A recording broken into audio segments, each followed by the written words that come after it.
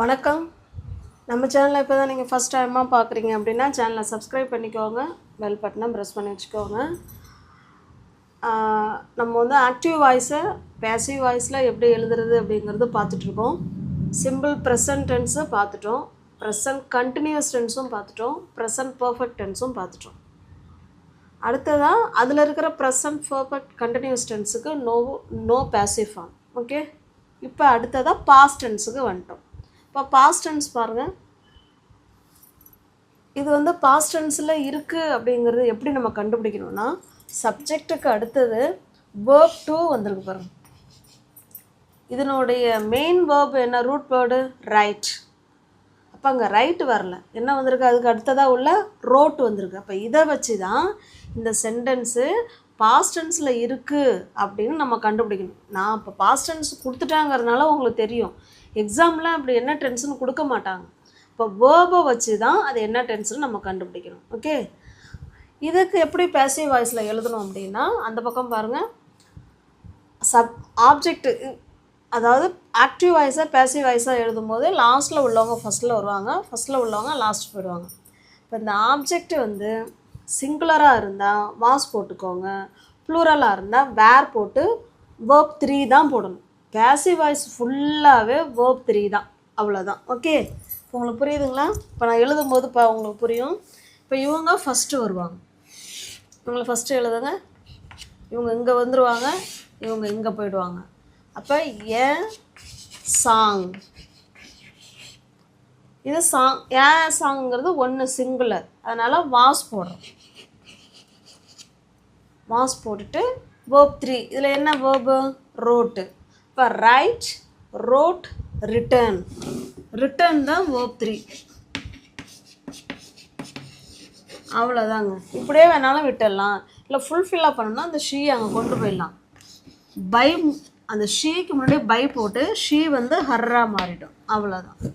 இப்போ பாருங்கள், a song was written by her. Okay, a song was written by her. ஒரு பாட்டு அவளால் எழுதப்பட்டது அப்படின்னு சொல்கிறோம். ஏன்னா முடிஞ்சு போச்சு இல்லைங்களா, எழுதப்பட்டது அப்படின்னு சொல்கிறோம். இதுதான் ஆக்டிவ் வாய்ஸை பேசிவ் வாய்ஸாக மாற்றுறது. நெக்ஸ்ட் பார்க்கலாம். நெக்ஸ்ட் சென்டென்ஸ் பாருங்கள். He ate an apple yesterday. அவன் நேற்று ஒரு ஆப்பிள் சாப்பிட்டான் அப்படின்னு சொல்கிறோம். இதை இப்போ பேசிவ் வாய்ஸில் மாற்றணும். இவங்கள தான் பின்னாடி கொண்டு வர போகிறோம். ஓகே, அப்போ an apple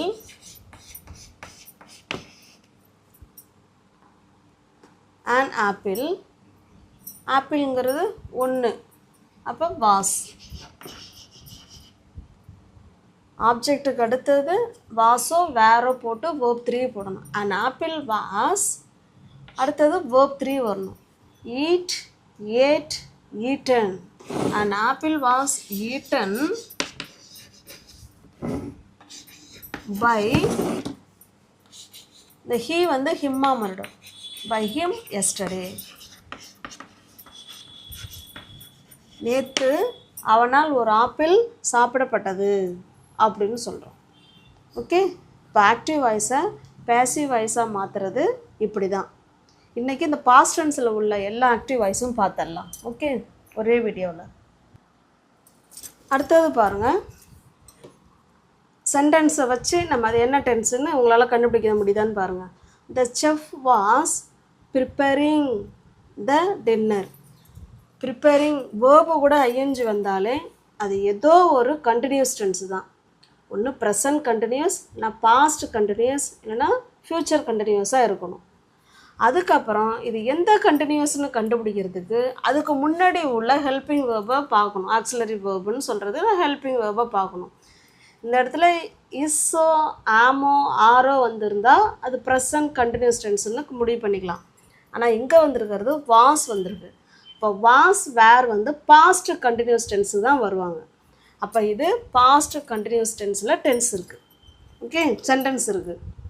இதை நம்ம பேசிவ் வாய்ஸாக மாற்றணும். இப்போ பாருங்கள், இப்போ லாஸ்ட்டு வந்து பாஸ்ட் டென்ஸுக்கு பார்த்தோம் இல்லைங்களா. பாஸ்ட் டென்ஸுக்கு என்ன பார்த்தோம்? சப்ஜெக்ட்டுக்கு ஏற்ற மாதிரி வாஸோ வேரோ போட்டு வேர்ப் 3 போடணும்னு பார்த்தோம். கண்டினியூஸ் டென்ஸ்னாலே கட்டாயமாக பீயிங் ஆட் பண்ணணும். ப்ரெசன்ட் கண்டினியூஸ் டென்ஸுக்கு நம்ம பீயிங் ஆட் பண்ணணும், ஞாபகம் இருக்குங்களா? இப்போ இது பாஸ்ட் கண்டினியூஸுங்கிறதுனால பீயிங் ஆட் பண்ணுறோம். சேம் வாஸ் வேர் போட்டு அதுக்கப்புறம் பீயிங் ஆட் பண்ணி அப்புறம் verb 3 போட போகிறோம். இப்போ பாருங்கள், த டின்னர் தான் ஃபஸ்ட்டு வரப்போகுது. லாஸ்ட்டில் உள்ளவங்க தானே ஃபஸ்ட்டு வருவாங்க. த டின்னர், அதுக்கப்புறம் வாஸோ வேறோ. டின்னருங்கிறது ஒரு சிங்குலர் சப்ஜெக்ட், அப்போ வாஸ். த டின்னர் வாஸ் போட்டோமா, அதுக்கப்புறம் பீயிங் கட்டாயம் ஆட் பண்ணணும். பீயிங் அப்புறம் verb 3. இல்லை verb என்னது? ப்ரிப்பேர். அது கூட ஈடி ஆட் பண்ணுறோம், prepared. Okay,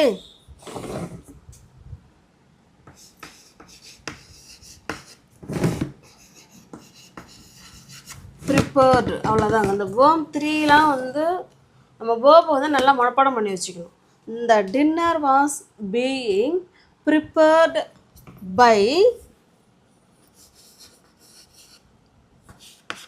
by the chef, அவ்வளோதாங்க. அப்போ இந்த டின்னர் வந்து செஃப்பால் ப்ரிப்பேர்ட், அதாவது தயாரிக்கப்பட்டது அப்படின்னு சொல்கிறோம். Okay, the dinner was being prepared by the chef. அப்போ இதனுடைய இதை மட்டும் பார்த்துக்கோங்க. பின்னாடி உள்ளவங்க முன்னாடி வந்துடுவாங்க. த டின்னர் சப்ஜெக்டுக்கு ஏற்ற மாதிரி வாஸ், அதுக்கப்புறம் பீயிங் சேர்த்து தான் verb 3 போடணும். இப்போ எந்த டென்ஸு வந்தாலும் verb 3 தான் வரப்போகுது. ப்ரெசன்ட் கண்டினியூஸாக இருந்தாலும் பாஸ்ட் கண்டினியூஸாக இருந்தாலும் கண்டினியூஸ் டென்ஸுனாலே கட்டாயமாக வேர்புக்கும், அதாவது ஹெல்பிங் வேர்புக்கும் பக்கத்தில் பீயிங் ஆட் பண்ணி தான் அதுக்கப்புறம் verb 3 போடணும். அதை மட்டும் நல்லா ஞாபகத்தில் வச்சுக்கோங்க. நெக்ஸ்ட் பார்க்கலாமா? நெக்ஸ்ட் சென்டென்ஸ் பாருங்கள். இதுவுமே ஐஎன்ஜி ஆட் பண்ணியிருக்கோம். வாஸோ வேறோ வந்துடுதுன்னா அது பாஸ்ட் கண்டினியூஸ் டென்ஸ் முடிவு பண்ணிட்டோம். இதனுடைய ஸ்ட்ரக்சர் வந்து இதுதான் பேசிவ் வாய்ஸுக்கு. அப்போது ஃபுட்பாலை ஃபஸ்ட்டு ஆட் பண்ணிக்கலாம். ஓகேங்களா? அப்போ ஃபுட்பால், லாஸ்ட்டில் உள்ளவங்க ஃபஸ்ட்டு வந்துடுவாங்க பேசிவ் வாய்ஸுக்கு. ஃபுட்பால் எழுதிட்டோமா? ஃபுட்பாலுங்கிறது ஒரு சிங்குலர் சப்ஜெக்டு. அப்போ வாஸ், ஃபுட்பால் வாஸ். வாஸுக்கு அப்புறம் என்ன ஆட் பண்ணணும்? பீயிங். Being playing. அப்போ ப்ளே தான் main verb. Play, blade, blade. இவங்க தான் verb 3. இப்போ verb 3க்கும் ஹெல்பிங் வேர்புக்கும் இடையில கட்டாயம் பீயிங் ஆட் பண்ணணும். பை தெம், அவ்வளோதான். இதுதான் ஆக்டிவ் வாய்ஸை பேசிவ் வாய்ஸாக மாற்றுறது இதுதான். ஓகே, நெக்ஸ்ட்டு பாருங்கள். இது வந்து அடுத்த சென்டென்ஸு. இது என்ன டென்ஸில் இருக்குன்னு கண்டுபிடிங்க. They had cleaned the car. இது வேர்பு, அதாவது verb 3. இதுக்கு முன்னாடி ஒரு ஹெல்பிங் வேர்பு இருக்குது, had. Have, has plus verb 3 வந்தால் அது ப்ரெசன்ட் பர்ஃபெக்ட் டென்ஸு. verb 3க்கு முன்னாடி ஹேடு வந்திருந்ததுன்னா அது பாஸ்ட் பர்ஃபெக்ட் டென்ஸ். ஓகே, அப்போ இது வந்து பாஸ்ட் பர்ஃபெக்ட் டென்ஸ். இப்போ இந்த வீடியோவில் நம்ம பாஸ்ட் டென்ஸுக்கு பார்த்துட்டோம், பாஸ்ட் கண்டினியூஸ் டென்ஸை எப்படி மாற்றுறதுன்னு பார்த்துட்டோம். இப்போ பாஸ்ட் பர்ஃபெக்ட் டென்ஸை எப்படி பேசிவ் வாய்ஸாக மாற்றுறதுன்னு தான் பார்க்க போகிறோம். அஸ் யூஷுவலாக சேம் இதுதான் ரூல்ஸ் தான். த காரை ஃபஸ்ட்டு கொண்டு வாங்க. த கார், இந்த காருங்கிறது சிங்குலர் சப்ஜெக்டு. அப்போ இந்த அதாவது பாஸ்ட் பர்ஃபெக்டை பொறுத்த வரைக்கும் நீங்கள் எது வந்தாலும் கண்ணை முடிக்கிட்டு சப்ஜெக்டுக்கு அடுத்தது ஹேடு பீன் ஆட் பண்ணிக்கணும். இந்த ஹேடுக்கும் இந்த கிளீன்டுக்கும் நடுவில் பீனுங்கிற வார்த்தையை மட்டும்தான் ஆட் பண்ண போகிறோம் இங்கே நம்ம. ஓகே, அப்போ ஹேடு பீன், இந்த கிளீன்டு அப்படியே தான் வரப்போகுது. ஏன்னா அது ஏற்கனவே verb 3ல் தான் இருக்குது. பர்ஃபெக்ட் டென்ஸுனாலே verb 3 தான்.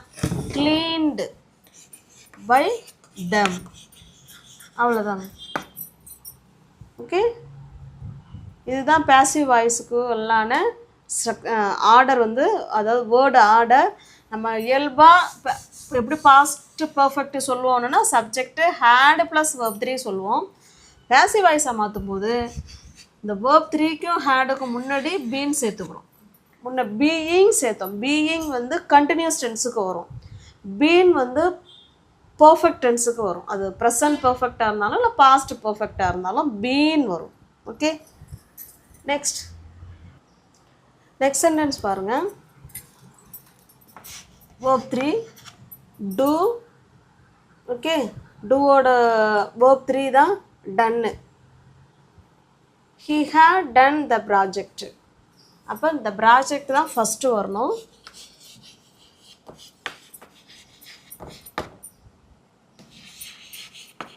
எது வந்தாலும் சேம் அதே தான். இவங்க ரெண்டு பேர்த்துக்கு நடுவில் பீன் ஆட் பண்ணணும், அவ்வளோதான். பாஸ்ட் பர்ஃபெக்ட் டென்ஸை பாசிவ் வாய்ஸாக மாற்றணும்னா இவங்க ரெண்டு பேருக்கும் இடையில பீன் மட்டும் ஆட் பண்ணிக்கோங்க. இது verb 3 தான், அதனால் டன்னு அப்படியே வச்சுக்கலாம்.